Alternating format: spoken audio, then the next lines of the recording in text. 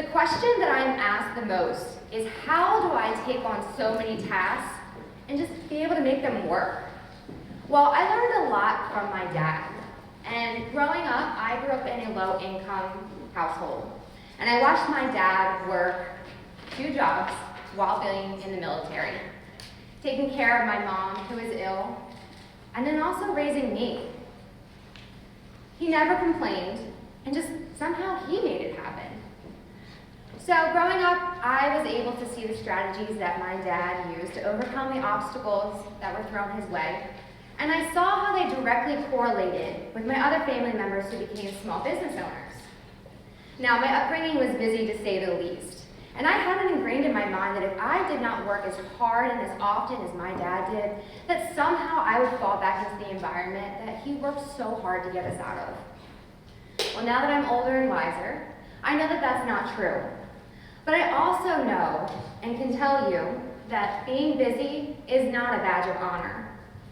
So here are a few of the tips that I have used to help alleviate the busy in my personal life and also within my business. First and foremost, prioritize. Your business, your life, your family, your finances, everything. Find out who and what means the most to you and go from there. For me, it's my family. They were here before the business, and they'll be there if and when it ends. I know that if there's something going on with my son or I have a family crisis and I don't have adequate staffing at my storefront, it's going to be shut down. Now, for some of you, your business is your #1 priority. It's your baby. And that's okay. That's the beauty of it, is you get to prioritize whatever you want in your life how you see fit. But just keep in mind that what you prioritize now may not be a priority 5 years down the road. So once you know who and what means the most in your life, you need to figure out what tasks need to be done and in what way and in what order. So when you are looking at that, there are a couple different methods to use, but the most common one for entrepreneurs nowadays is this block method. And that's when you have your entire day scheduled out in 30-minute increments. It allows you to place your event, your person, your task, whatever it is, and dedicate your total time and attention to that specific task.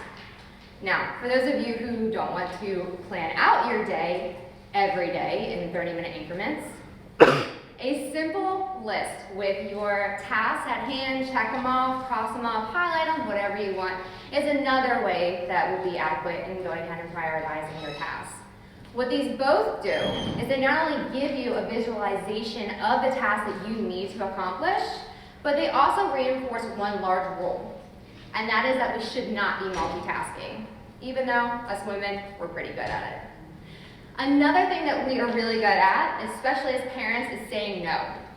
So did you ever have that guardian or parent or a friend that had that parent that always said no unless you had somebody with you? And that was that friend that if you wanted to sleep over, you had to bring that friend with you to even maybe get a maybe out of your parent.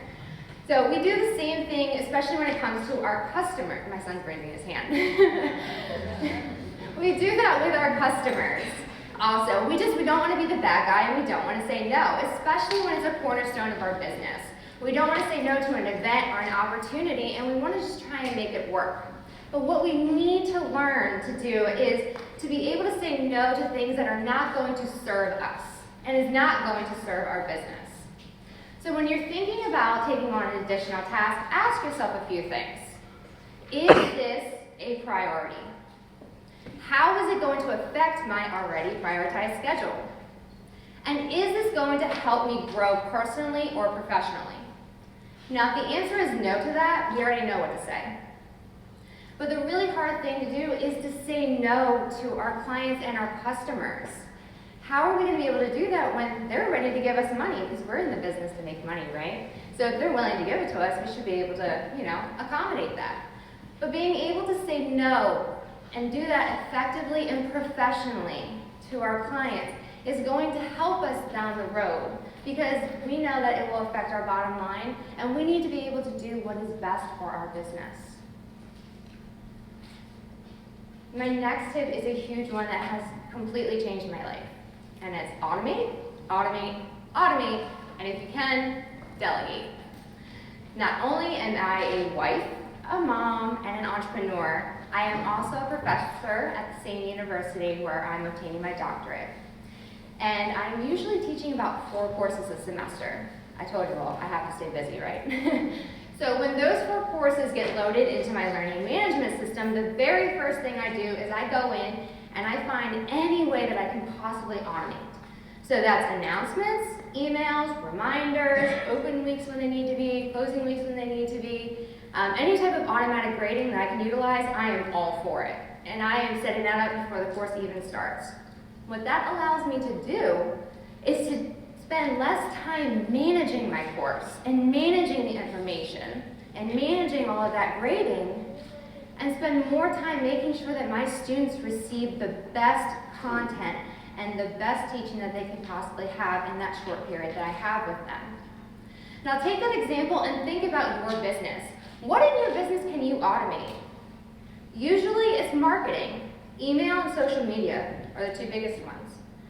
So if you have a company like mine and you're sending out promotions at the first of the month and you're also doing your reminder email at the end of the month, usually our companies have our promotions set out 6 months to a year in advance. Why not sit down, take that 30 minutes to an hour, create those emails, schedule them out, and have them automatically sent out to your client base. It doesn't take very long, and it's one less task for our already busy first day of the month and the end week when we're crunching numbers trying to make all of our sales exceed last year's. Social media is another really great one to automate, except for we're not going to do it 6 months out. I usually do it in about a week. So I'll sit down on like a Sunday and kind of plan it all out. But doing so for that week allows us to also incorporate little things that happen in our society. I mean, Disney didn't even know that Baby Yoda was going to blow up the way it did. And we just resurrected this broom challenge from back in 2010. So sitting there during the week, I was able to incorporate those things that are happening in our society and our social lives and be able to put that in my marketing. So I'll sit down and I will put out what I want to be on our social media, what needs to be on our social media, and then also where it's going to be posted, so which social media platform, because we know they all need different things, and then also what day and time, because those funny little algorithms keep changing, and people are on different platforms all the time, so we need to make sure that we're hitting those at those peak times. So social media is also a really great one that you can delegate out, especially if you have the younger generation already a part of your team. They love being on social media, so why not go ahead and delegate it out to them? Because the whole point of delegating is allowing you to work on your business instead of in it. So my final tip going on is self-care. And I didn't even realize that this was even a tip or something that I really need to focus on until about a year ago. So self-care really is essential care. You need to be able to invest in yourself, socially, emotionally, mentally, all of those aspects of your life. You need to also be able to find a way to center yourself, restore yourself, and recharge yourself. Because you can't pour from an empty cup. And we all know that running our own businesses can deplete that cup very quickly. You need to be able to practice mindfulness, letting go of things that you cannot control, and people who do not bring out and incorporate the best in you. Because everyone is going to have an opinion about how you run your business, but at the end of the day, the only opinion that matters is your own. Small changes equal big results. Make them. And watch yourself and your business flourish. You are doing things that people only dream about. So keep hustling and inspiring, because you never know who's watching. Thank you.